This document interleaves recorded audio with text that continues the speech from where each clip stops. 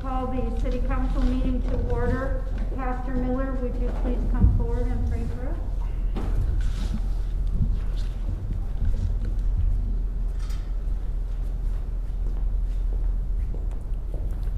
Thank you for the honor of being able to do this evening. A number of years ago, on a very snowy night, Councilperson Gina Hurst was involved in an initiative that resulted in a child's life being saved, a young man, and then subsequently being adopted. I single that out because to say that in 2020, here in Portage, Indiana, a group of you gathered at the fire station number 2 on June of 2020, along with Father Kevin from Nativity. Mayor was there, our fire department people were there, and we installed, I say we the community, installed a safe haven baby box in our community. Crawfordsville installed one recently. It was number 77 in the nation. We have 3 of those in Porter County. I'd like to take that as a theme of my prayer tonight, a safe haven. So, Father, we reach up to you tonight, thanking you for your great and amazing grace, and asking, oh God, that just as we by faith installed that safe haven baby box, that God, our community would be a safe haven because of an outpouring of your grace upon us. Lord, I pray for our community. Pray for our first responders, Lord, for our law enforcement people, Lord, for our streets and sanitation, Lord, for our city council people, for our employees of this city. Oh God, shower your grace that we would be a safe place. We would be a safe haven, oh God, for our seniors, for our children, for our young adults, for those who are laboring intensively to put food on their tables. I'm mindful that through the scriptures, Lord, you evaluate nations, but you also evaluate cities. Lord, there's a passage that simply says this, that unless the Lord guards the city, the watchman stays awake in vain. Guard our city, I pray. Guard our hearts, Lord. May we be a safe haven, Lord, because of your amazing grace. And we pray this in Christ's name. Amen. Amen. Thank you, Pastor Miller. Please stand for the Pledge of Allegiance. Gina, would you start us off? I pledge allegiance to the flag of the United States of America and to the republic for which it stands, one nation, under God, indivisible, with liberty and justice for all. Gina, would you please call the roll? Councilperson Alvarez. Here. Councilperson Podgorski. Here. Councilperson Geisfirst. Here. Councilperson Clem. Councilperson Williams. Here. Councilperson Gully. Here. Councilperson Zilli. Here. We have the approval of minutes. I'll make a motion to table. Second. We have a motion and a second to table. Is there any discussion? Just a quick, I understand that we didn't have them ready. Would that, for next month, would that include December's as well? Because we had not approved We December's. we did December 7th. It will have the 21st in January, Okay. yes. Very good. It's a long meeting. There's no further discussion. All in favor signify by saying aye. Aye. Motion carries. Communications correspondence from the mayor. I'm happy to announce that we have our youth commission back, and we have our youth commission, the member who will be representing the high school. Her name is McKinley Hamlin, and welcome, McKinley. We're happy to have you here. It's good to have one of our students with us back again. The youth commission has been reactivated after many years of being disbanded, and we're happy to have them. And I want to announce that Ferdinand and Gina are the sponsors of them, and so they're guiding them through all the processes that they will be going through and learning about government. So welcome, McKinley. Thank you. And before we go any further, we have two new superintendents to install tonight and swear in. So I think let's start with Tracy Marshall. She has a huge contingent with her today. So please come forward, gather your family around you. Council people, if anyone in the council wants to come forward and join us.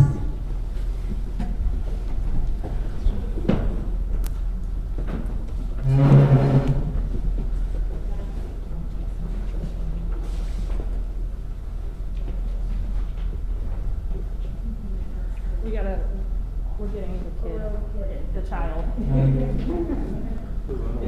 Sorry.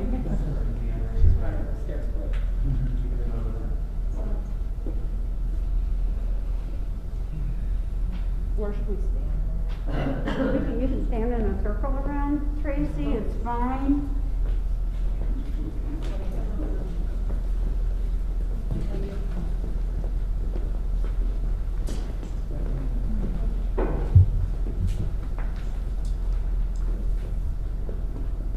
Tracy, please raise your right hand and put your left stand on the Bible and say after me.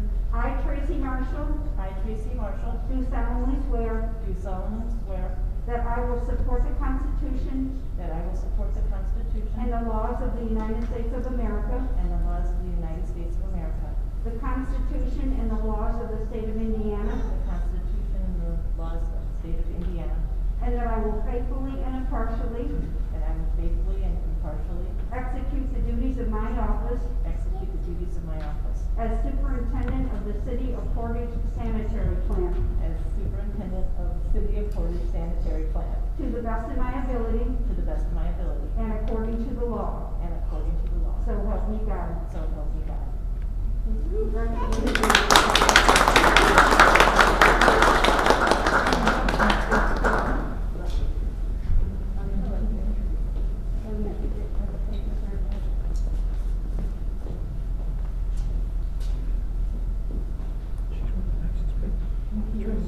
Congratulations. We're happy to have you. So we have our new building commissioner, Richard Jones. Did you bring anyone with you, or are you just all by yourself? Okay. That's good. She's not. Yes. We'll have the council gather around. All right, good. Come on, council family. All right. Sue. Go ahead, there's gonna be a microphone in front. So Rich, raise your right hand and state after me. I, Richard Jones, I, Richard Jones, do solemnly swear do solemnly swear that I will support the Constitution that I will support the Constitution and the laws of the United States of America, and the laws of the United States of America, the Constitution and the laws of the state of Indiana, the Constitution and the laws of the state of Indiana, and that I will faithfully and I will faithfully and impartially and impartially execute the duties of my office execute the duties of my office as the City of Portage Building Commissioner as the City of Portage Building Commissioner to the best of my ability to the best of my ability and according to the law. according to the law. So help me God. So help me God. Thank you. Thank you, family. So we'll take a picture. You can stay up here, guys. Stay up here. Okay.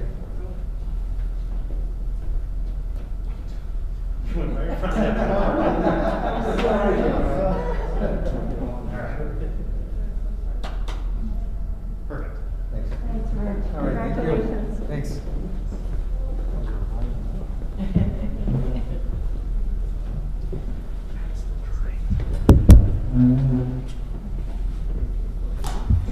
So, Rich, you have to come up here, and Tracy, you have to sign this. Angela, no. You just hand it to them, and they, you want to come up here and sign that? So Richard signs there, Tracy signs here.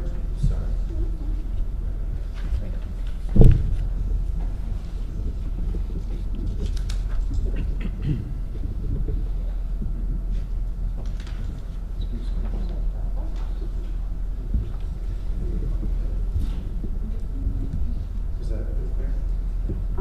Thank you. You can leave if you want to, Rich, it's okay. You're welcome to stay. Sherry.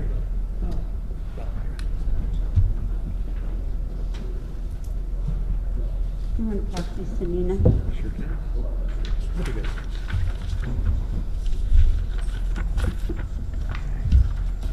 That's basically all I have, although we did put an all call out today. Randy will be talking about that later in his report.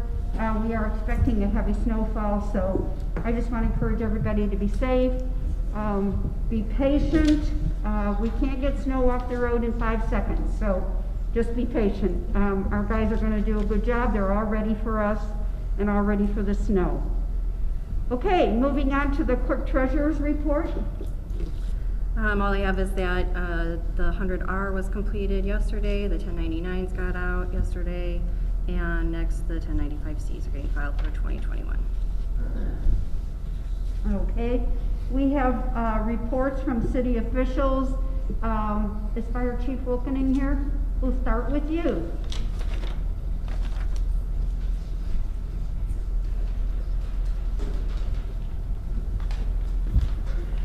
Good evening. Good evening. This one should be real short, hopefully. As far as our call volume goes, we had quite the busy January. We started off with a bang and we had little lulls, but we kept going. So we had a total of 593 calls. 440 of them were ambulance, 5 of them were actual fires. Compared to last year, we had 474 calls, so we're already up 119 calls from last year. We also ended up having mutual aid come to the department to the city 42 times, which only 2 of them were for fire-related calls. So the other 40 were EMS. In comparison for 2020, I kind of looked that up too, and in January of 2020 we had 402 calls. So we're steadily climbing. Talking about the snow event, so we are also preparing for the snow event. We have somebody scheduled in our plow truck to make sure they kind of escort along with our vehicles in case they have problems, get stuck, because we know the street department is going to be trying to clear the road, so we got our own. He's going to be out helping plowing, so we have that all set up. And then we are also staffing extra ambulances and engines, so just because of the delays with the weather and the snow and everything. So that's all set up. As far as our personnel go, we have hired 2 new firefighters. We hired in the last couple of weeks Andrew Farina and Thomas Anderson. Thomas Anderson is right there. Stand up, Tom. So he's one of our new ones.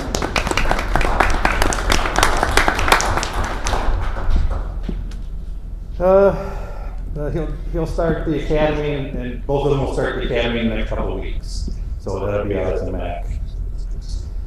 We just completed a hiring list, and we did do a real quick one and ended up with only 2 qualified people. So they got a call today to come be hired. We're still short 1, and we're probably going to be short a couple more in a few months. So we've already got permission from our merit board to start another process. However, this one's going to be longer to give people more time to gather all of their stuff, make sure they're good. And we're also going to try different types of advertising and expand our realm to try to get a wider base of people. So we looked at that. I'm also in the process where I've been making some changes in my administration. They're still ongoing, so once I should have a better report for you next month, and I'll let you know what's going on there. As far as our COVID, right now we have 1 firefighter in COVID now, and again, we're still just seeing increased calls because of COVID-related stuff and symptoms. So numbers are going down a little bit, but they keep fluctuating, so still keeping us busy. As far as our Assistant to Firefighter grants, Chief DeYoung did submit the applications for both of those for portable radios and a tower truck. So I don't expect to hear anything from that for several months because that has to go through all the review committees and everything. Ambulance billing. We're happy to report that the ambulance billing is up and running. We had a couple of glitches. Chief Kodachek kind of addressed those, the last ones, and everything is good. And the bills have gone out, and so we should be getting back to normal hopefully very soon. And last thing is, again, I said this last month, but I just want to reiterate it about what a great job the crews are doing. Super busy month, and they just keep going and going and going. Just as an example, on January 7th, in a 24-hour period, we had 39 calls in just that 24-hour period. So they are running. Unfortunately, it is taking a toll on us. The people are getting fatigued. We're kind of getting beat up. We do have 1 or 2 on workman's comp. We have several others that are on major medical, so we're a little bit up there on injuries and stuff. So it is kind of taking a toll. So we're doing the best we can for now. Any questions?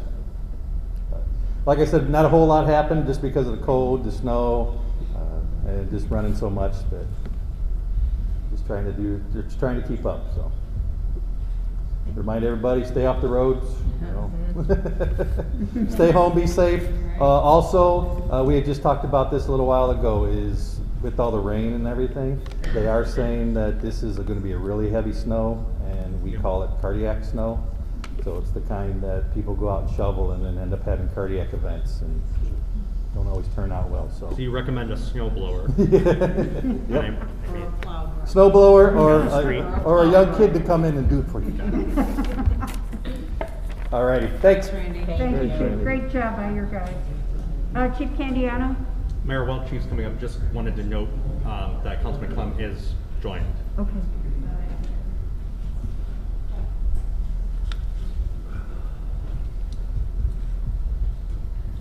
All right, good evening, everybody. Hey, before I get started, I just want to pass along some unfortunate news. We had a recent passing of a former officer, so I just wanted to make that announcement to everybody. Lieutenant Greg Spetz recently passed away. Lieutenant Spetz was employed by the city from January of 1971 to February of 1981. And he left and he came back in March of 1982 and finished his career with us in August of 2000. So just wanted to pass that along, the thoughts and prayers of our police department, and I would assume the rest of the city will be with the family. So it's a long career, so a lot of dedication to the city and the citizens. So, I'll be pretty brief. I think most of us are probably planning it might be a long day for us tomorrow. Plan on being here for the duration of most of that. Hopefully we don't get what they're saying, but see how that turns out. So I don't have a whole lot for you. But January, our calls, total incidents, 3,123. That's about 101 on average per day for the month of January. So looks pretty consistent with what we started out with last year. So. Our staffing, we're actually doing pretty good. We've got one in the field training program who should be finishing that soon. We also have 3 that are at the academy, and then unfortunately we have 2 that are on workman's comp. One who has had a significant surgery and is recovering, the other one who's got a significant surgery coming, both due to work-related injuries. So we'll be thinking about those 2 officers. We are also hiring. We have 1 position open. We're in the middle of our hiring process. We had 9 that tested. We've got 5 left after the first go-around or first round or so of the process. So hoping we can get a couple out of that and at least have 1 to hire. So everybody's going to talk about snow tonight. All I'll say is for the citizens, the residents, please get your cars off the road so they can plow. We talk about it every snowstorm, and usually the comments are, "You guys don't come out and check." You can't, I will say, with snowstorms come crashes and all the other events that we need to be out there doing. So we're going to do our best to go out and get through the neighborhoods to assist the street department tomorrow and through the duration of the storm. I would say if you're one of the people who's saying you don't come through my neighborhood, well, don't roll the dice, because if we do and you don't move your car, we're going to tow it. So according to the ordinance. So just keep that in mind. It's the right thing to do. Get it off the road so that your road can get clear. So I'm sure Randy will probably talk a little more about that, but we will be out trying to assist you all in the next couple days. So just 2 more things. Some kudos to the department and some people in our department. We had a pretty violent hit and run crash in the fall on Dombey. I don't know if some of you all may have heard about that. It was a tough case to investigate with what we had, but I'm happy to say that we were able to find the suspect involved in that and charge them. There'll be some more details we'll put out later, but it's really nice to get somewhat of a closure for the family and for the victim there. Heck of a job by our detectives, our patrol division, and our crash team. Like I said, there wasn't a whole lot to work with, and the fact that they were able to solve that was pretty amazing. So I want to thank them for that. And then lastly, we had 27 officers that were recognized by the Substance Abuse Council for saving lives through the use of Narcan, resulted in the saving of 35 lives. So It's a good thing and a bad thing. Obviously, the good thing is we were able to save 35 lives. The bad thing is that we know substance abuse is a major problem, that we have to be out there trying to save them. So, our job is we do different things. We don't always run into incidents where we have a chance to save lives, so we celebrate those when we're able to. We do understand that the fire department is in the business of saving lives, and they probably have a heck of a lot more of these calls than we do, but we do like to recognize our people when they're first on scene and are able to do something to get them saved and or at least on the road before they come in. So that's all I got. Any questions? All right. Be safe out there Thank you. tonight, Good guys. job. Harbor Master, do you have any, Barb, do you have anything to bring up? No, Mayor, I don't really have anything to talk about tonight. Okay. Except that it's pretty quiet right now. Very good. No voters? That's about it. Should try launching the vote today. Lori was on her way here tonight, but her son had a flat tire, so she did send you all her report, just to let you know that. AJ, I think, did you want to give a report? I don't need to. I sent both an annual report for 2021 and a monthly report for January 2022. So unless there's any questions, I'm sure you'd love to proceed with your meeting. Anybody have any questions for AJ? Just a comment, very comprehensive report. Thank you very much, Mr. Malone. Thank you. He's a busy guy. Yes. Yes. Superintendent Reader. He's going to be a busy guy. Well, I did send out the all call today, and just to go over some of those details, our plows will be in full force during this forecasted weather event, and this weather storm is called Landon. So just give that information. But the thing about this storm, it's going to endure in snowfall for at least 24 to 36 hours, and we're going to be more focused on our main roads. And as soon as those are safe and traveled and the snow stops, then we're going to head into our subdivisions, clear those out, curb them out, and then our cul-de-sacs. And that's always been the policy. We get the phone calls, you push snow in my driveway. There are over 11,000 driveways. My driveway, when I get home, guess what I have to do? I gotta shovel the end out and everything else like that. So I'm no different. It's almost impossible. Can't you just turn that plow back and forth? We're not gonna turn it back and forth 11,000 times. This is done throughout the United States.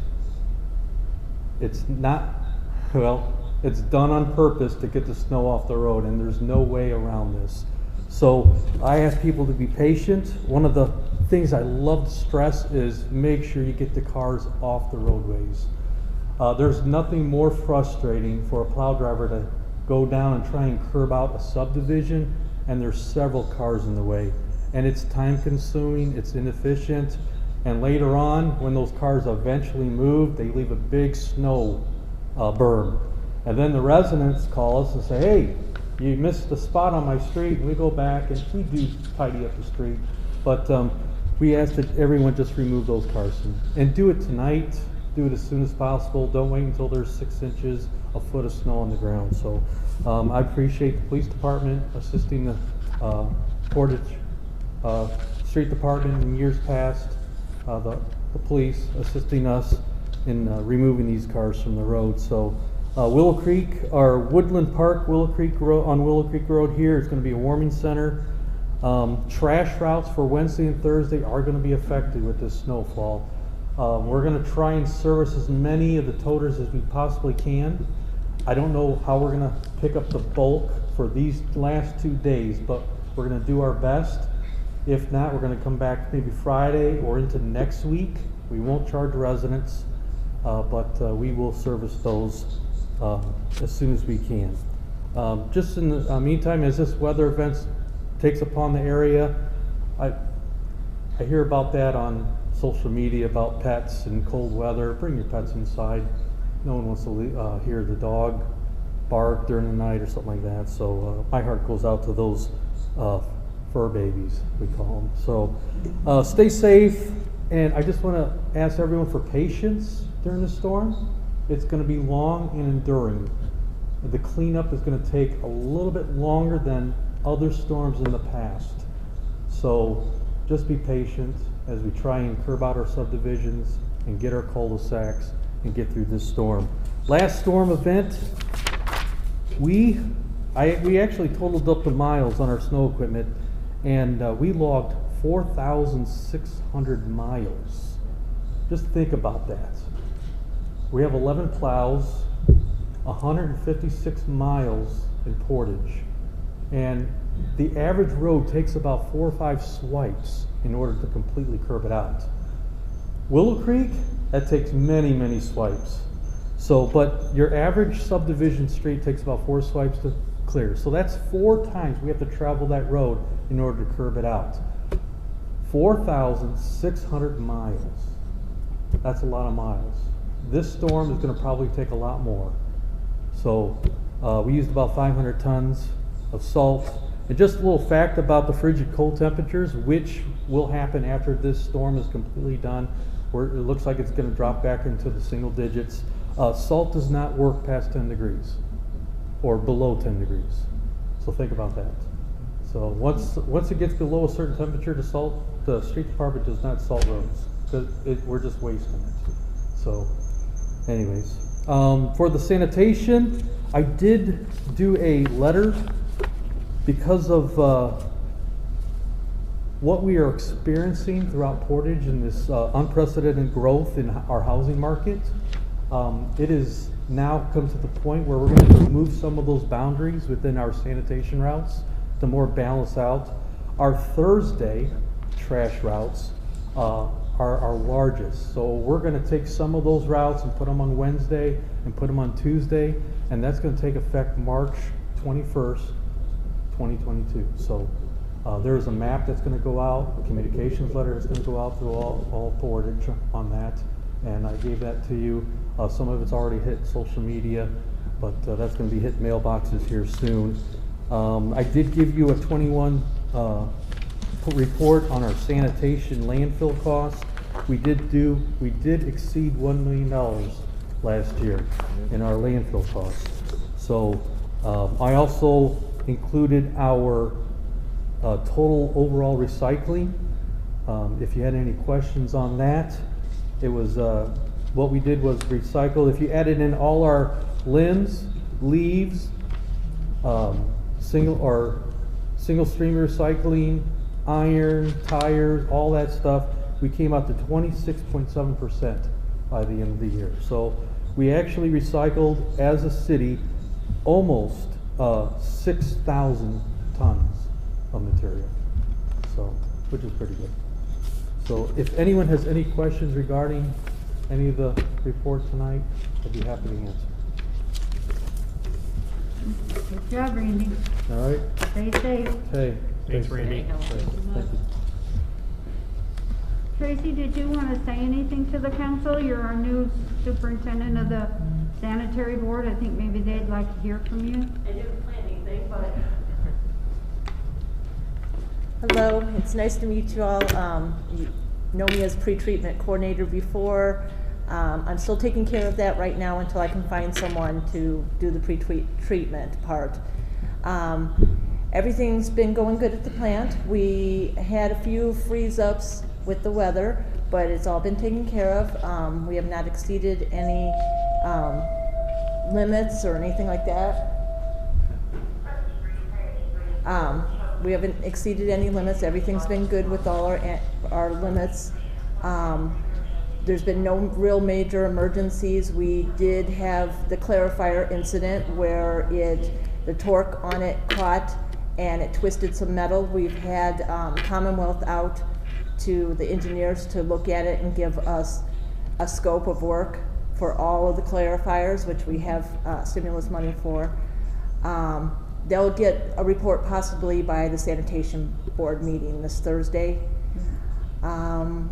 Everything else has been going good. There's no major issues. Anybody have any questions? No, welcome aboard. Thank you. Rich, did you want to bring anything up about the building commissioners? No. Okay. McKinley, do you want to give a report on the youth commission? I can, yes.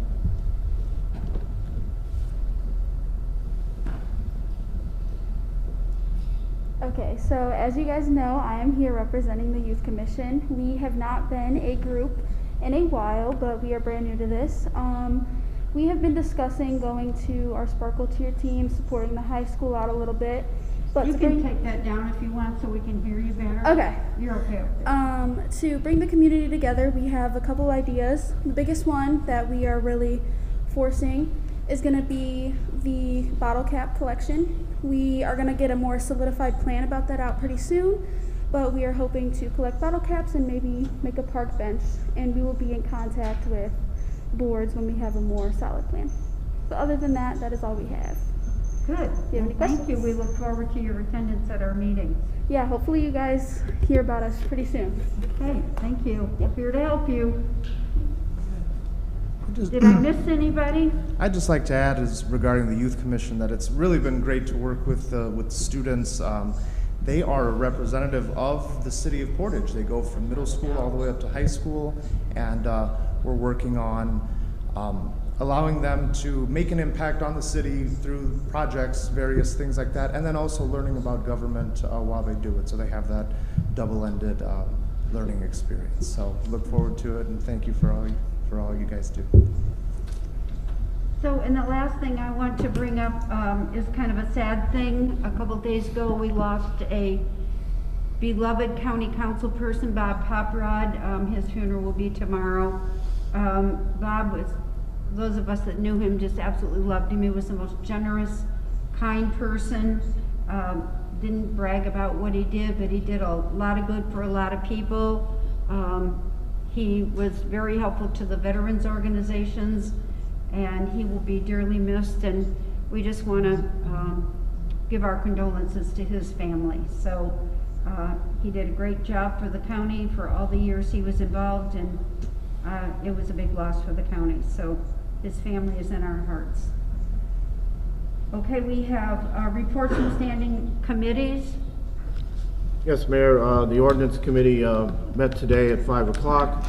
I'd like to welcome a new member to that committee, Councilperson Brian Gully. Appreciate his participation.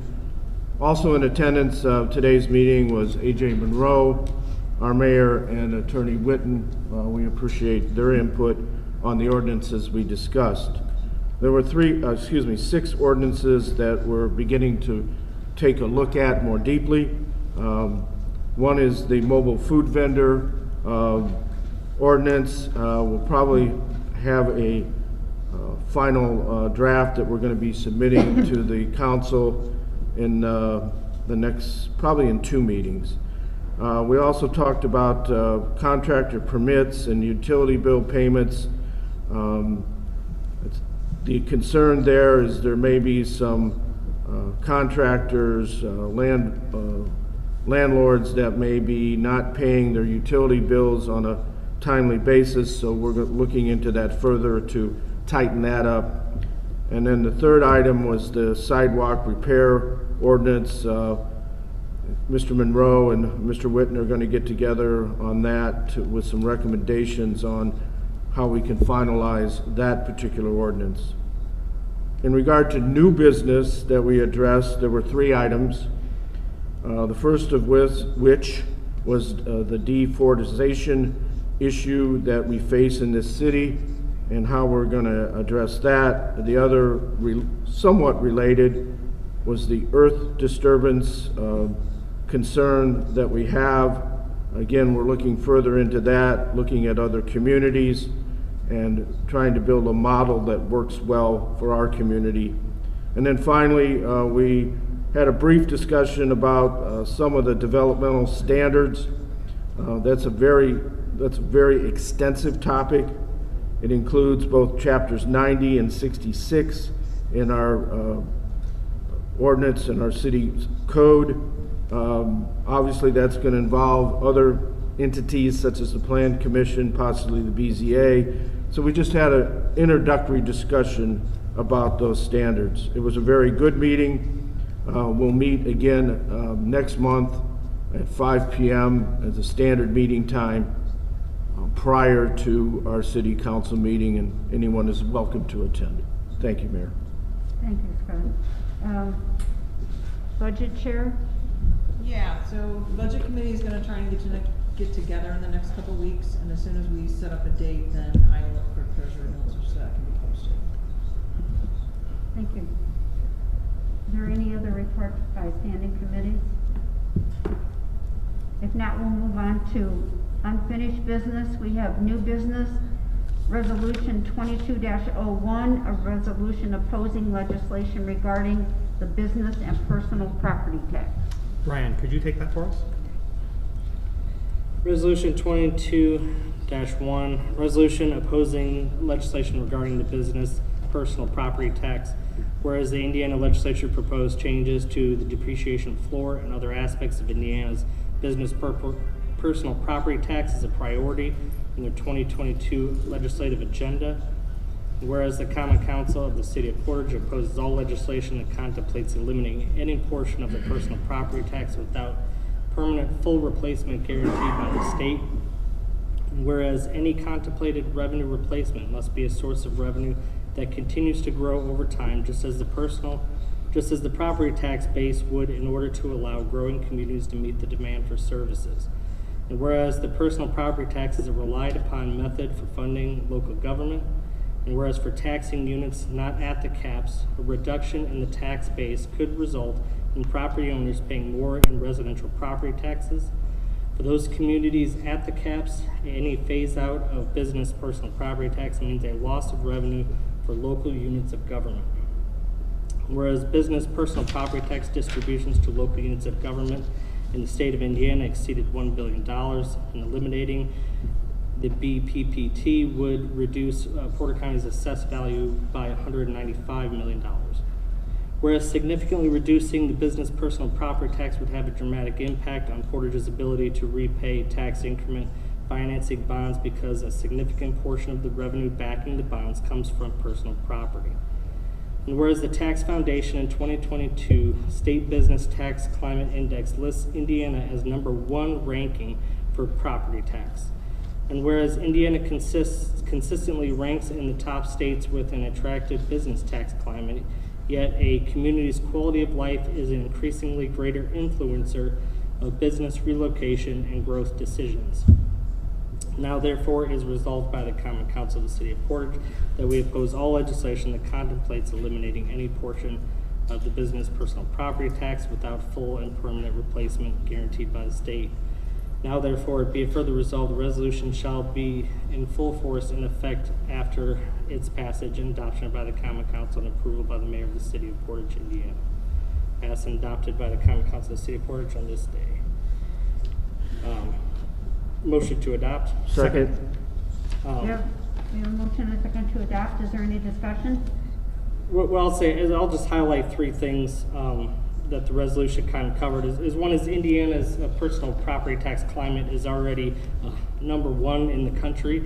And so, you know, when you look at the issues facing the state, I don't see this as being an issue that needs to be resolved.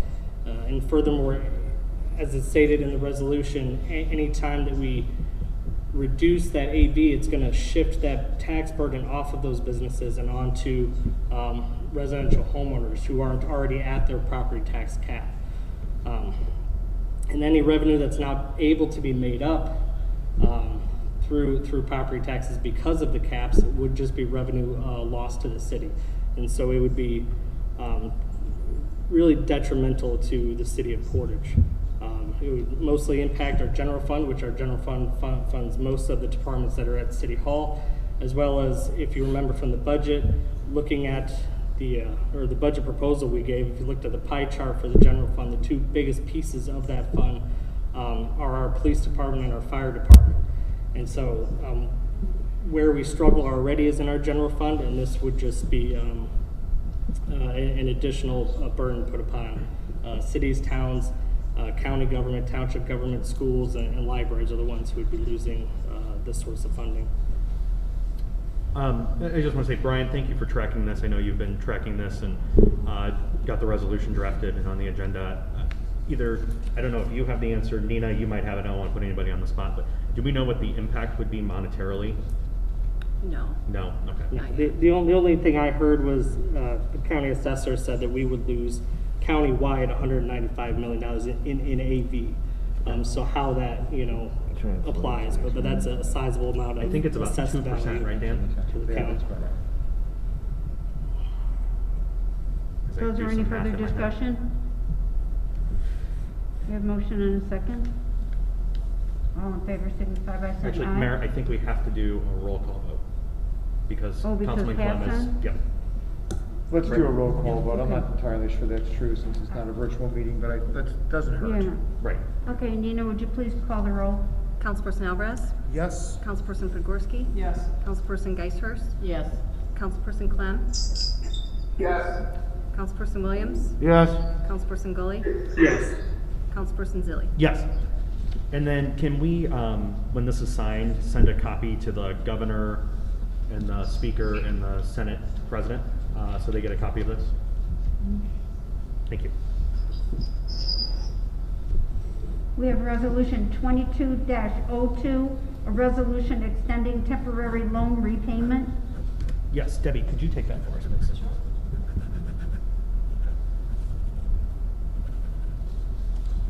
Resolution 22-02, resolution authorizing the extension of temporary interfund loans. Date, June 1st, 2021, to MVH from MVHR, restricted, $1 million. Date, June 1st, 2021, Sanitation, to Lit, $500,000.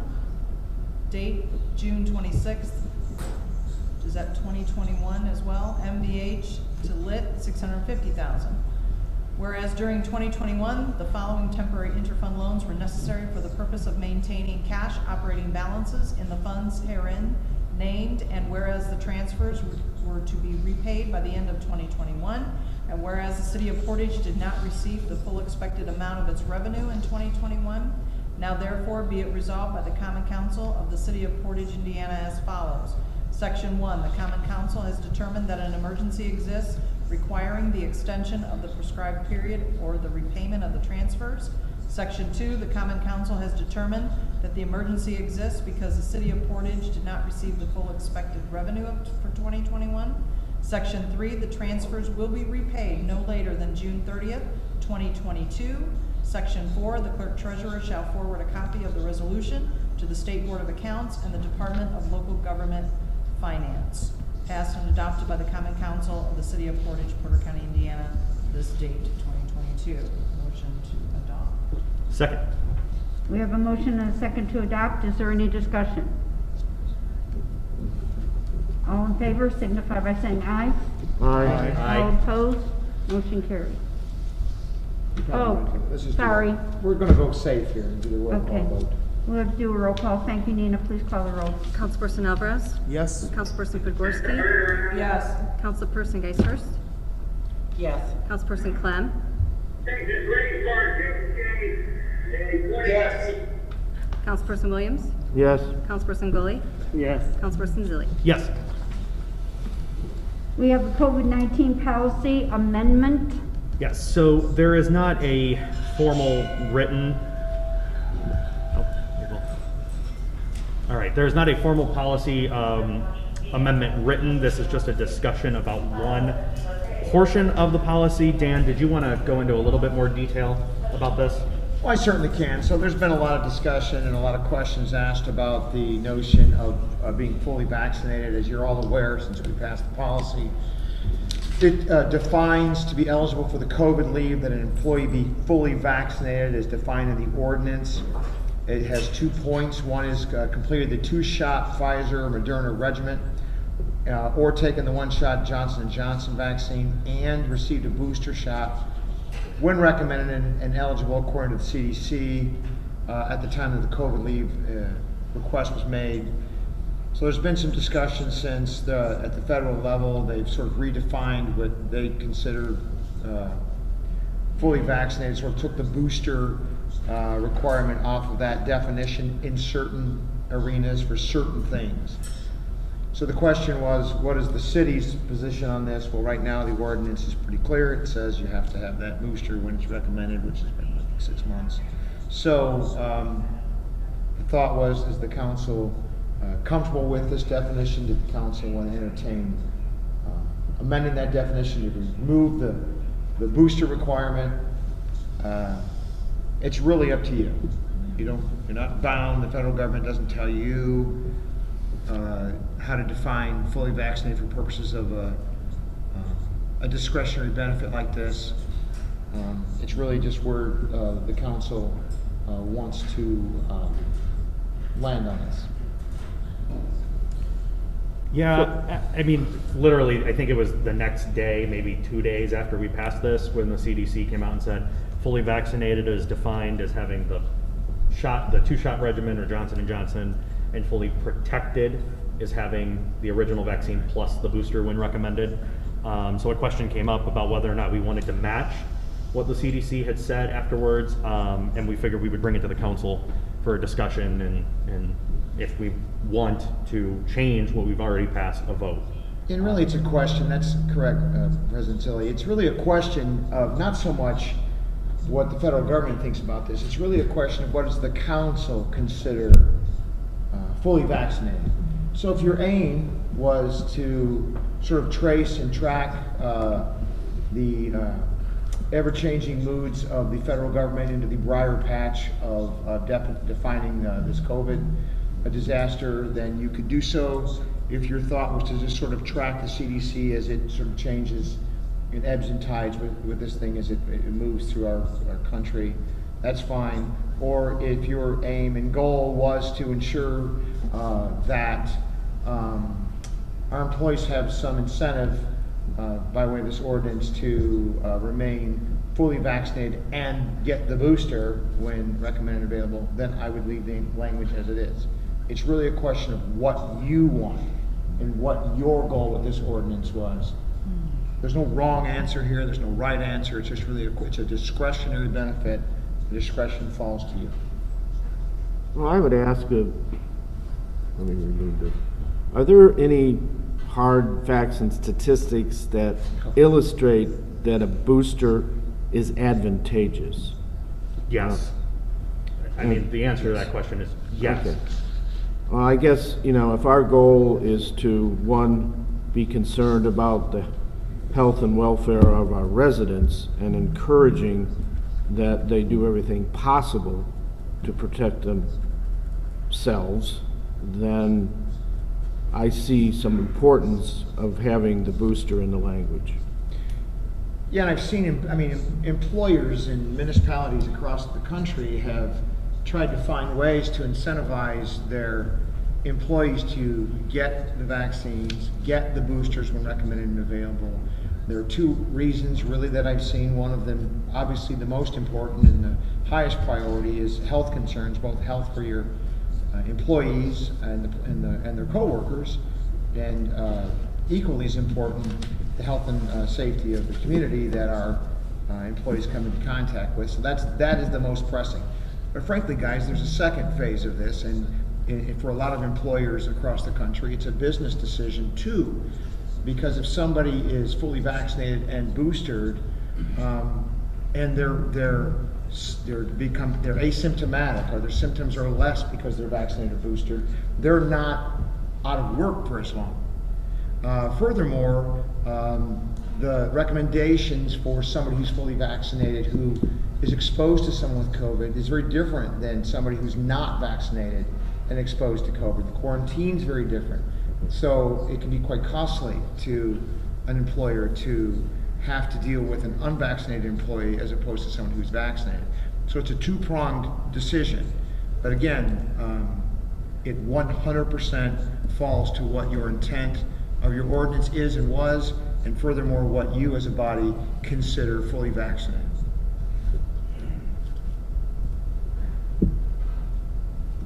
Any other thoughts, questions, concerns for Dan? I would just like to ask Councilperson Gina, you're in the healthcare industry. Correct.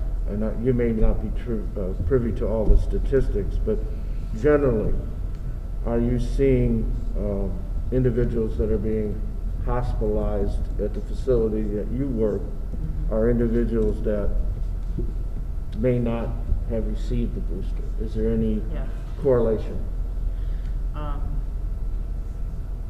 Definitely the ones that, and if you look at the statistics that have been posted, those have, whether you have the vaccine or not, you may still get the COVID, but the severity of it, of those that were not vaccinated, and the statistics of it, it's heartbreaking. So are you saying you see a correlation between individuals that are not boosted and being hospitalized and more severe Yeah, cases? the statistics I'm talking about are those that are hospitalized that have not been vaccinated. Are those the ones that are on vents and in worse shape? Okay. But, okay. I didn't mean to put you on the spot, No, but I that's think fine. that's...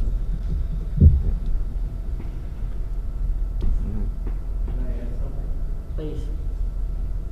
Sure. Can you just because of the live stream?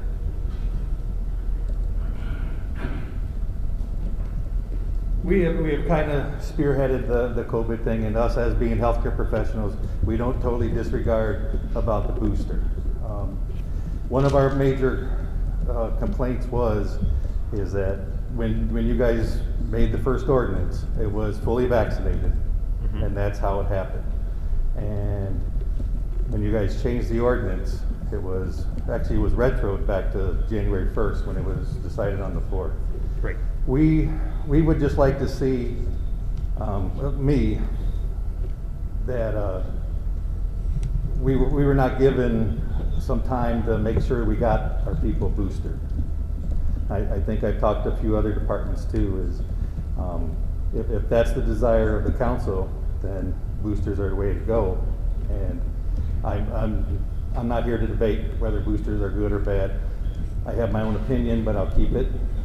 But I do think that the employees should have been given a little bit of notice and saying, hey, this policy is going to change. If you don't have your booster, then you're not going to be eligible. Because today they were eligible to get it, and then I had one employee that did. On the second, he was eligible, and on the third or fourth, it was changed and went back to the first, so now he's not eligible to get the COVID. So that's not exactly correct. So it didn't change the eligibility. Let's be clear about that. That's a misunderstanding. The ordinance required that they be fully vaccinated. The change was to define that because so many employees were asking, does that include the booster? And the answer was yes. So when we amended the ordinance, it was to clearly define that so as to address those questions that were being asked. But the CDC did say that. We're not, yeah, well, I understand we're that, not tracking the CDC, so I want to be clear about this. So the first COVID leave policy didn't make somebody eligible who didn't get the booster. That's simply not true. We simply defined it in the second policy because of the questions that were being asked. And I understand what you're saying, and I understand what the CDC's guidelines, and we changed that too with respect to how we address the quarantining and the return to work. Again, that was in response to a lot of questions that were being asked by department heads and employees. So I've tried to address that with the thought that I was eligible on the second, but then I wasn't eligible on the third, and then you retroactive to the first. So it's not really true. But it was. No, So it's not really true. what if we, to resolve that issue, we could just say tonight that within the next, 2 weeks from today, February 14th, you will be, if you are going to use COVID leave, you fully vaccinated will be defined as the booster. That gives a 2-week period, and anyone prior to that was fully vaccinated, could we do that instead? That becomes just about as clear as mud. Sure. Here's what I think, guys. I mean, I'm just the city attorney here. So, and I understand your position, Randy. You've got a couple of guys that firefighters that fell on that, sort of that 3-day spot. But hold on here a minute. The council made a decision by way of an ordinance. It's not required. The council didn't have to do it. There's no law that mandated the council do this. The thought was, let's just clarify this. Your thought was you wanted to incentivize people to get the vaccines, to stay fully vaccinated. That was your thought. It's not an entitlement issue. It's discretionary, it's a benefit, and we keep complicating it. I think our only request was to give us some time to get it done once the definition was clarified. Well, and honestly, I haven't seen a whole lot of folks that have gone through the time to get the first vaccine, the second vaccine, and they just say, you know what, I'm all vaccinated out, I'm not going to get the booster. I went and got it twice, that's good enough for me. I haven't seen a whole lot of that, because that would be odd to me, but, so it is what it is. I mean, you guys, it's your discretion, created a benefit, you made it retroactive, because just to make it clear, no one lost eligibility, you just defined eligibility deeper to address some of the questions that were out there. If you want to change that, if you want to cut some exceptions, you're certainly welcome to do so. I mean, but you don't have to, but you can. I mean, I understand the concern of, we passed the policy on January 4th and said you had to have the booster, so theoretically you could get COVID on January 5th even, and you wouldn't have had time to get the booster. I do understand that. And I think it would make sense to carve something out, but I know it'll complicate the requests for Dan, but Dan's a team player. Yeah, but let's be clear, again, it's not, so if somebody got COVID on the 5th and they had their second shot 3 months prior, they're still good. But 6 months prior. But 6 months prior, they would have had to have the booster. So the thought was, if you from the beginning wanted to keep people on the path, or to incentivize people to stay on the path to remain fully vaccinated, which was your intent. Right. I mean, no one's falling off. We're not taking somebody off the eligibility list here. So it's really somebody who, on the 2nd, got COVID, and for some reason didn't get their booster after getting their second shot or getting their Johnson & Johnson. Right, but and more than 6 months has passed. Right, but I mean, I think originally it was an 8-month from your original shot. So, I mean, I think the policy to me makes sense. I think it should include that you have to have a booster. I just think we should give a 2-week window and go back and say, okay, if you had COVID between January 1st and today, I guess, you can go backwards and use your leave. If you did, I mean, we're talking about a very small group where they didn't have the booster. There would be please don't do that tonight. So if we're gonna carve out a group, if we're gonna carve out a period of time, I really want to think this through, because it's been a real headache. Okay. Not just for me, but for the clerk staff, Gary. Sure. To sort of navigate through this, and department heads. If we want to do that, if we want to, I mean, he's talking about a very specific time with a very specific group. If we want to look at that and craft an amendment, I'm just the attorney. I'm happy to do that for you guys. But I don't want to just do that tonight without thinking about how to do it because then we'll be back here doing something different because we did it the incorrect way. That makes sense to me. That's why this is a discussion item. How many people are we talking about? A handful. Do we have an idea? I mean, a handful? It's not many. Not many.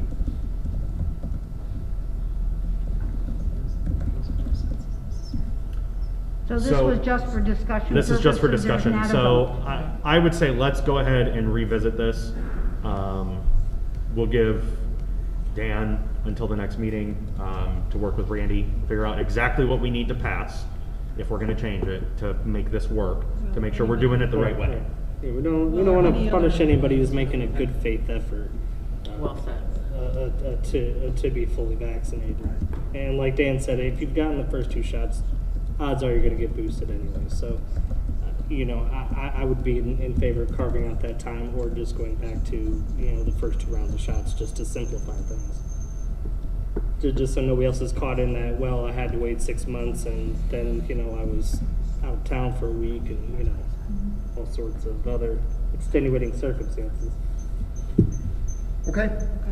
Thank you. Thanks, Randy. Thanks, Randy. Well, we'll revisit this in March. Dan, myself, Randy, the departments will get together and figure out exactly how to go backwards on this and try to address it and bring this to the council in March. And so, and I'm gonna talk to all the department heads too. I wanna see how it impacts the chief. Right, police chief, right. Everybody, we gotta see how everybody falls in on this, so I'm with you, yeah. Okay. Okay, so we have the introduction of ordinances. We have a first reading, ordinance 21-23, the salary, are we? Yes, Scott, what are we doing here? Yeah, I understand that this ordinance amendment just got into Dropbox later this afternoon. Personally, I haven't had time to review it, so I make a motion to table.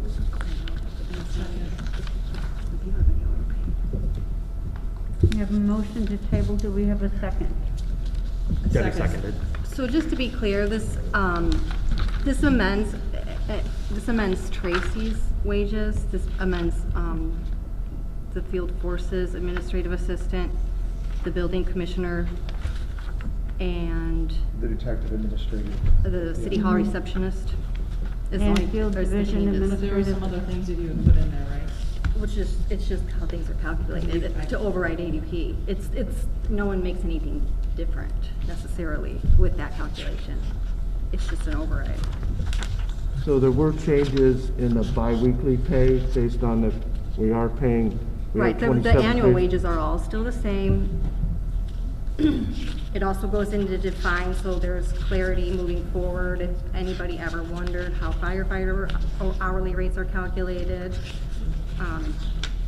I think it's just making it a better document, to be honest, but. So I have a question. On the overtime rates that you have on here, are those based on 2080? Because this is the first time seeing it. So basically, so you take your annual salary, and then you gotta break it down by the week. So you would Right. divide it by 52, and then divide by 40 to get a true OT rate. Right. Otherwise, if you, Right, because it's your time ADP and a will half. naturally take the annual salary, divide by 27, and then by 80, which is fine for a base hourly rate, but in order to get a true overtime rate, that's how you have to calculate it. So that's her question. Your answer is actually yes, because you're just doing it.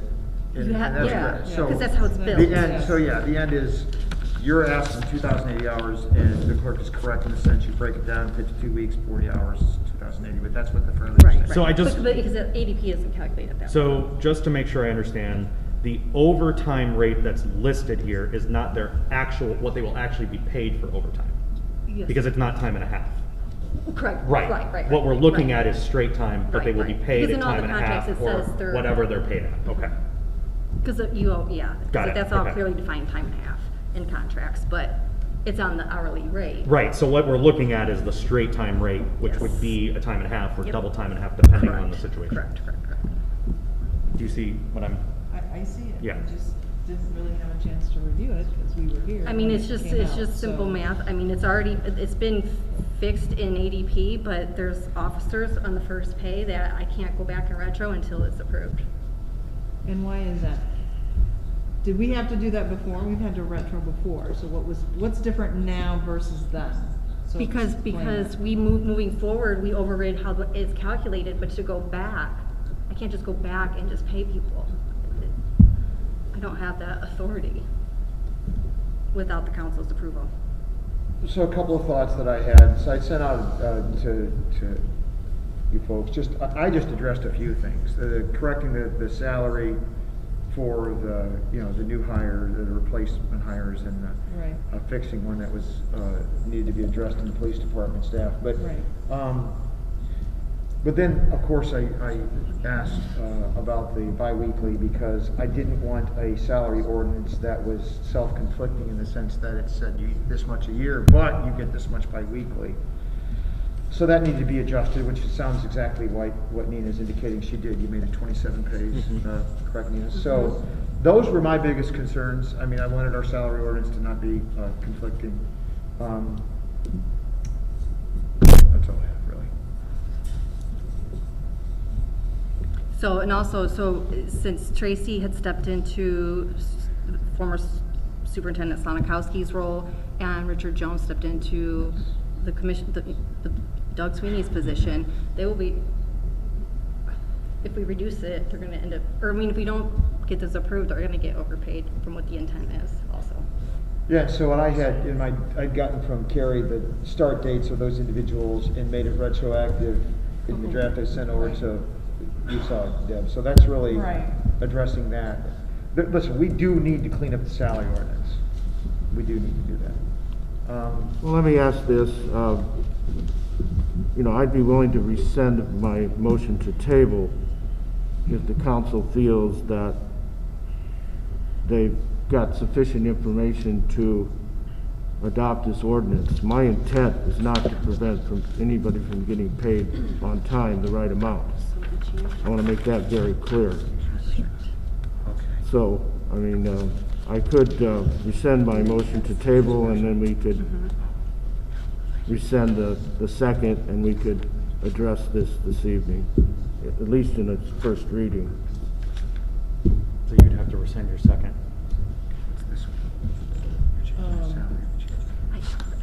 So it's in my court, huh? Well, you and Yeah. Debbie. Yeah. So on the ones that are, so Nina, on the ones that, specifically the one for the PD that's retro to January 1st, that can get taken care of in the next pay cycle, correct? That would be Once retro. once we have enough. All of these would, right? Well, a couple of them weren't till like the 9th, I think. Say it again? 2 to the 9th of January was when they started in their positions. Right. And if the rest, Well, the other they're- two were the first. So it'll be retro to the date Retro listed to here. the date that they took Correct, those correct, positions. which is, except what for is, the one right, who's which is already listed, been they are in. asterisked. Okay, I'll rescind it. All right, well, let me make the motion first, if I could, please. I'll make a motion to rescind, to table the 2023 salary, ordinance 21-23, the 2022 salary ordinance amendment. So Second. you're rescinding? You're rescinding your I'm second. yeah. Okay. Are you redoing your motion? Yeah, do we have to do a roll? So it's a No, first, no, well, it's No, a, he's withdrawing his yeah, it's a motion. first reading. So there's really no action at this point, right? So if you want to have second reading, you would need to suspend the rules by unanimous vote. But given the fact that... Second. We have a motion and a second to suspend. Is there any further discussion? So I looked through this with the clerk, and we've gone through the changes that I sent over and the changes that she's added. It seems to me that it's something that, passes muster. I think that you should get it cleaned up. So we will need a roll call vote. Nina, would you call the roll, please? Councilperson Alvarez? Yes? Councilperson Zagorski? Yes. Councilperson Geishurst? Yes. Councilperson Clem? Yes. Councilperson Williams? Yes. Councilperson Gully? Yes. Councilperson Zilli? I will have to abstain on this one. Yep. Motion to adopt. This is the first reading. Do we have to have a second reading? Yeah, that's. That is the second, yeah. His Okay, motion's gonna be okay. second reading. All right, go ahead, Scott. Motion to adopt. Second. We have a motion and a second to adopt. Is there any further discussion? Yes, we have to have a motion to amend. There is one that's incorrect. Where? Texas admin should be the same as the one above it. Couldn't hear That's the one that that. needed to be fixed. I think she's looking at one of the salaries in the police department having to do with detectives' administrative assistant.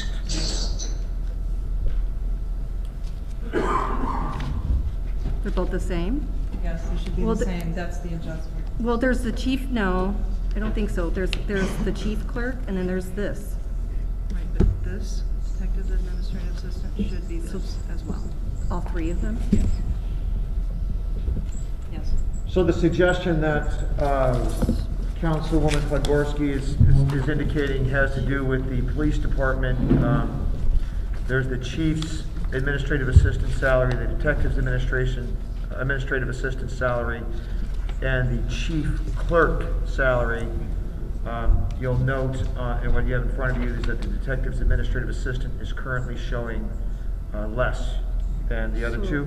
Was that, I think that was changed, so it was, let me just look at the original. When we talked about this during budget talks, and then when we Well, had right, the final we numbers, went back, I So will we take checked. a hit on that, because I missed that, otherwise we would have corrected at the time of budget. Okay, yeah, I was gonna say, cause going off of this, No, it was that's, correct, okay. that was one of those changes. So we're gonna change that to the Yeah, 47,409. correct. So I think you have to vote on that, right?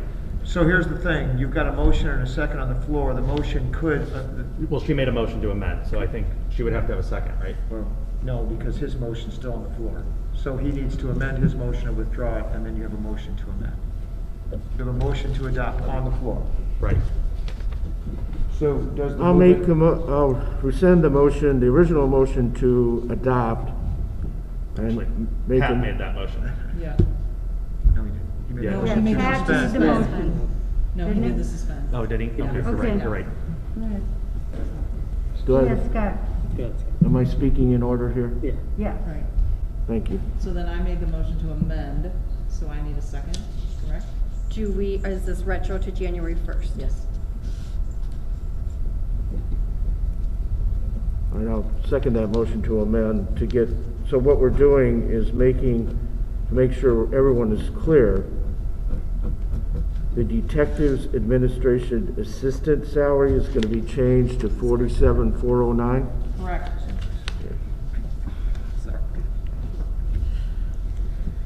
I have a question. You know, there's been a lot of back and forth on this ordinance. What happens if we don't pass this today, and if we discuss this, table it, and talk about it at the next meeting when everything is more in line and seems to be a little bit more cut and dry? Are there any negative repercussions of us not passing this currently tonight, or? There is. She said that earlier. Because then Tracy and Richard are gonna get overpaid, and we're gonna have to adjust other pays moving forward after it got approved. It just gets messy. So really, it's just amending those salaries, changing how, in a 27 pay year, how overtime is calculated. Changing the police clerk, the salary back to January 1, that was an original ordinance error, so it would just go back and then allow us to go back. That was the first I heard of it, by the way. It will allow us to go back and retro it next pay for her. So the long and the short of it, Ferdinand, is that you don't want to be operating on a self-conflicting salary ordinance. You don't want to be paying people less than what their position calls for in the salary ordinance. We really do need to clean it up. And I know, so rather than, oftentimes it seems like historically the city has just, added an amendment, and so then there's multiple amendments attached. And then it gets confusing. Yes, and state board can't stand it. So if we do it whole, it's just cleaner for everybody and everyone understands. Yeah, I agree. This is a better process than going through and just having individual and then trying to figure it out at the end of the year what all it's supposed And to how many look like. versions there were. Right. So that's why I also added the amendment number Yep. to it also. Thank you for your clarification. And then come 2023, we will be back on track for 26. But so then I also want to keep language in the original ordinance that outlines, 4 in 2032 when there is the 27 pay again. But it's There's no built in. question. Okay, we have our motion and second clear now. So this is on the amendment. Right. Okay. So Nina, would you call the roll, please? Councilperson Alvarez? Yes? Councilperson Pigorski? Yes. Councilperson Geishurst? Yes. Councilperson Clem? Yes. Councilperson Williams? Yes. Councilperson Gully? Yes. Councilperson Zilli? And I will abstain.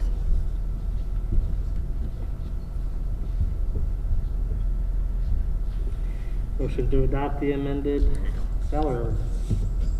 Second. We have a motion and a second to adopt the amended salary ordinance. Is there any further discussion? If not, please call the roll. Councilperson Alvarez? Yes? Councilperson Pigorski? Yes. Councilperson Geishurst? Yes. Councilperson Clem? Councilperson Clem? Yes. Councilperson Williams? Yes. Councilperson Gully, Yes. Councilperson Zilli. And I will abstain again. Okay. Ordinance 21-02, an ordinance establishing procedures for bad debt write-off. Yes, I will go ahead and take that one real quick. Ordinance 21-02, establishing procedures for bad debt write-off, whereas the Common Council of the City of Portage has determined that it is in the best interest of the city to ensure that outstanding receivables are current in the city's trash collection and sanitary and stormwater utilities, whereas an account is determined to be uncollectible if it meets one or more of the following criteria. 1, collection procedures have been followed and the account remains unpaid. 2, the debtor cannot be located nor any of the debtor's assets. 3, the city has insufficient documentation to pursue collection efforts. 4, the debt is discharged in bankruptcy. 5, the debtor has died and there is no known estate or guarantor. 6, it is determined that it is not cost effective to continue collection efforts. And whereas the clerk treasurer will identify by account all outstanding receivables that are 12 months old as of each December 31st and compile a report to be presented to the Common Council for review and approval. And whereas the information required for write-off shall include 1, customer name and address, 2, account number, 3, date of final bill, 4, remaining unpaid balance, whereas IC 36-1-3 establishes home rule authority. And now therefore be it resolved by the Common Council of the City of Portage, Porter County, Indiana, that 1, once the Common Council approves the uncollectible list, the clerk treasurer will make appropriate entries to write off uncollectible receivables by using the direct write-off method. The direct write-off method results in the write-off of a utility bill directly to accounts receivable when deemed to be uncollectible.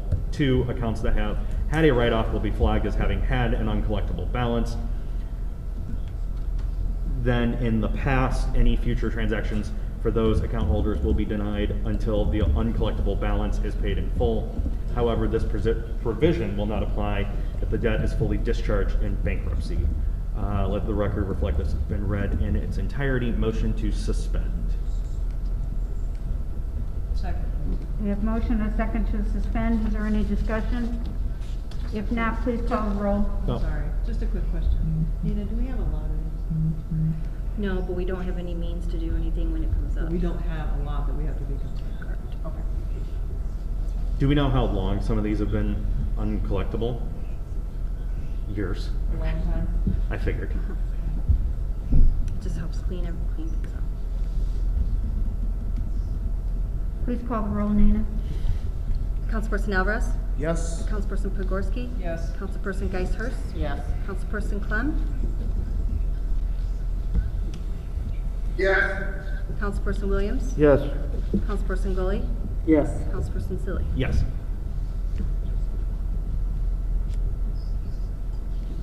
Motion to adopt. Second. We have motion and a second to adopt. Is there any further discussion? If not, please call the roll, Nina. Councilperson Alvarez? Yes. Councilperson Pogorski? Yes. Councilperson Geishurst? Yes. Councilperson Clem? Yes. Councilperson Williams? Yes. Councilperson Gully? Yes. Councilperson Zilli. Yes. Okay, for second reading, we have ordinance 22-01 zoning amendment. Yes. Ordinance 22-01, an ordinance of the City of Portage, Indiana, amending Chapter 90, Article 5 of the City of Portage Municipal Code, entitled Zoning Map. Let the record reflect this has been read in full. Motion to adopt. Second. We have a motion and a second to adopt. Is there any further discussion? Yes, I think we have representatives from Bell Tire and on Zoom? Maybe? Correct. This is Chris Henry representing Bell Tire.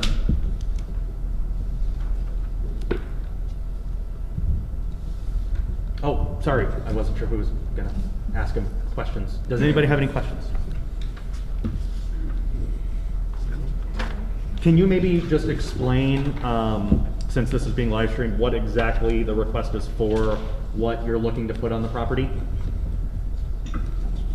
The request is to rezone the property so that it is appropriately zoned to obtain or to apply for special use approval for an automotive service and retail facility, which is the proposed Bell Tire space. And I know this was on our agenda last month. Gina, did you want, I think the Plan Commission gave this a favorable recommendation, right? Oh, Kurt's here. Kurt is here to explain it. Adri's here too. Jay. Either of you have anything to add about this? No, just, I guess for the form of the ordinance, on the second page, you'll always see the action of the Plan Commission. So if you turn to the second page of the ordinance, you'll see what was discussed at the meeting. So yes, this does come to the Common Council with a favorable recommendation, with the additional recommendation that if no action is taken to develop the property within 2 years, that the property would revert to C1 zoning. And then this is, just for reference, behind Texas Corral next to the old Sunset Lounge, right? That's correct. Yes, sir. Okay.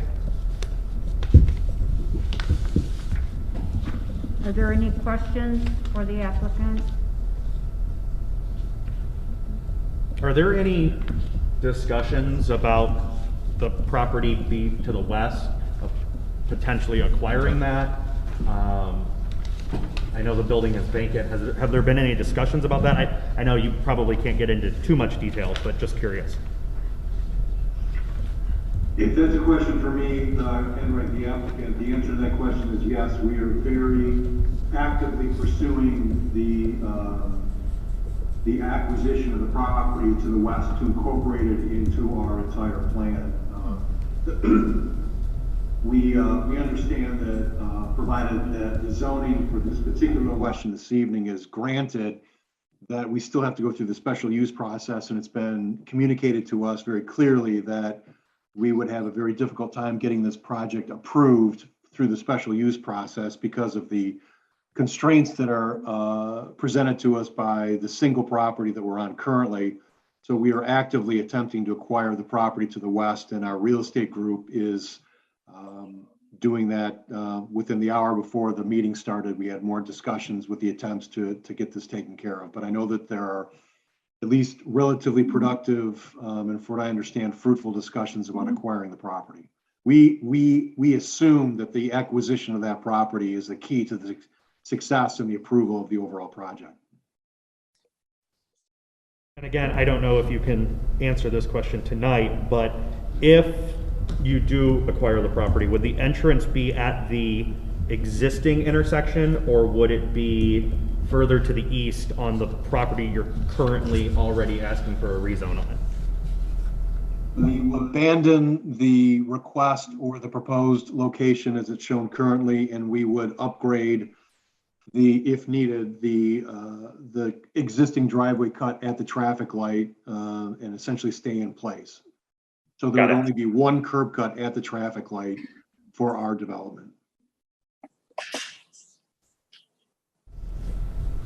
If I could. Please. Yes.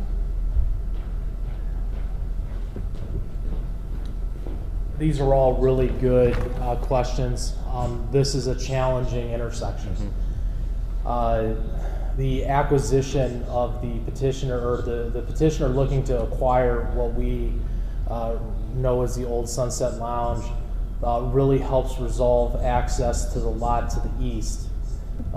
We will then be building ourselves into a access issue to the west. As you know, there's a nutritional store west, and then there's a carpet place, and I believe at the back end of the carpet store or a flooring store, there's storage units. The city is a property owner in that area. Directly, I believe that Kurt's provided an aerial. So I guess for the sake of the full conversation here. I've given each of them a copy. Perfect. Of that. Of this or of the property? Of this. Okay. Yeah, so if you taking a look at that aerial, directly north of the right-of-way US 6 to the west of the Sunset are two parcels owned by the city of Portage. And I believe that those were acquired at some point for access to those properties to the west in a past time. But you can see, though, that what we believe is the common access to properties to the west is going to have to be sorted out as well. Yep.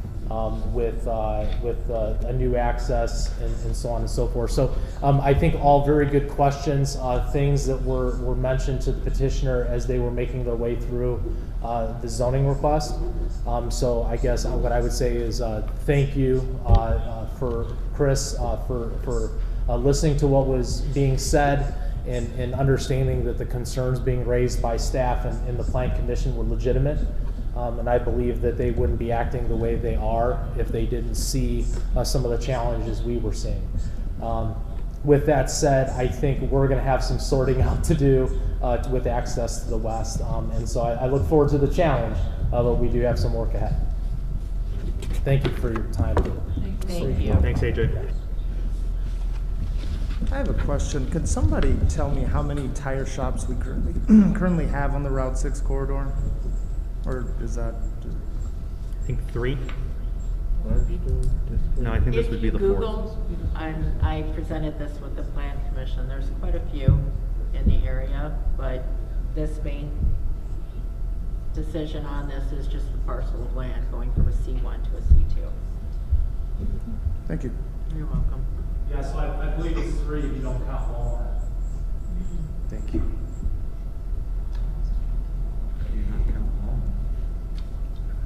Everybody counts Walmart. Okay, that's 4. 4. Found a few more than 4. I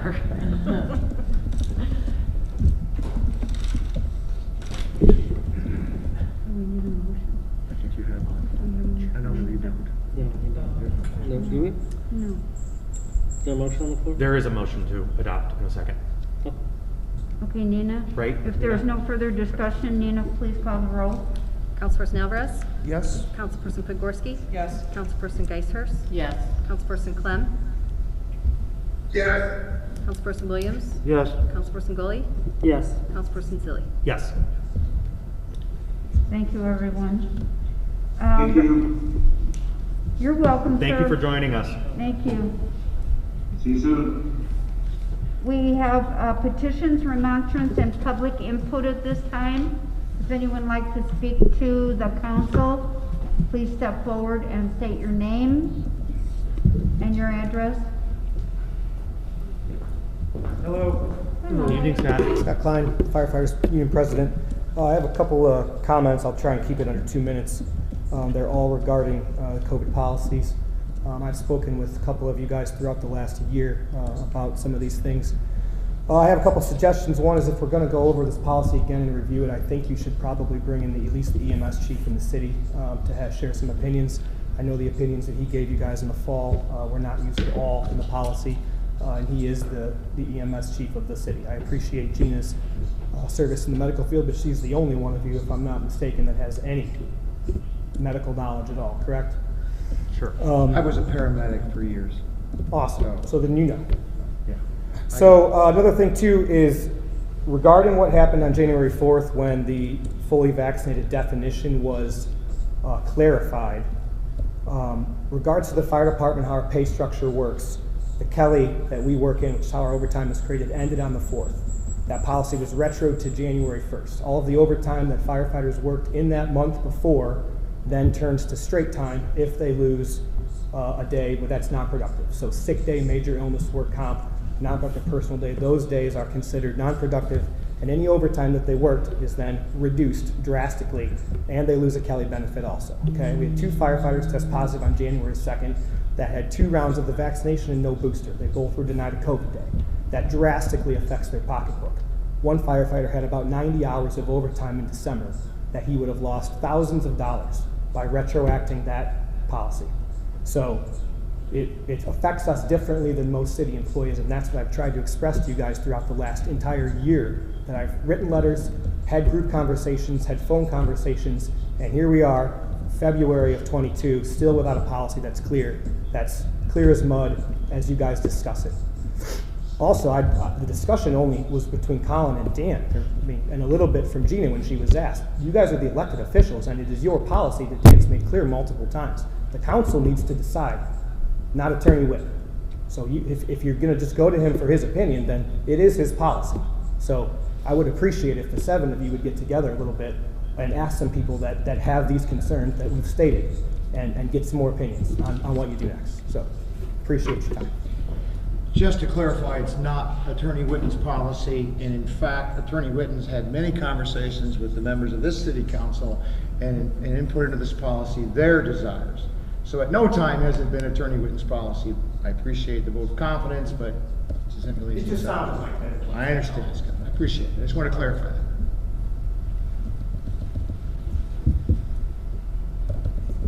Is there anyone else who would like to make a comment? If not, I will entertain a motion to adjourn. Motion to adjourn.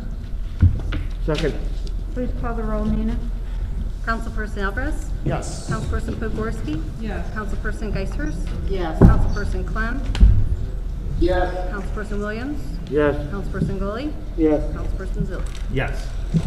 Nina, I do have a question that you put the uniform conflict of interest disclosure statement. Yes. Is that only for people that have It a is. conflict, or do you want You still have- everybody to submit to you whether they have a conflict or not? This is the, It's the state. but it's not it's the in contracting and hiring one, right? That's Yep. what that one is? Yep. Okay, Yep. right, yep. The nepotism contracting and hiring. Yeah. It's just required. Right. Sue, I think I gave you mine already, right? I sent it to you? What? Because we sent it to the mayor, right? No. No. Oh, I thought the ordinance said the mayor. I never got one. It's by state law, they are. Oh, okay. What the state law says, if you commit a conflict and you haven't filled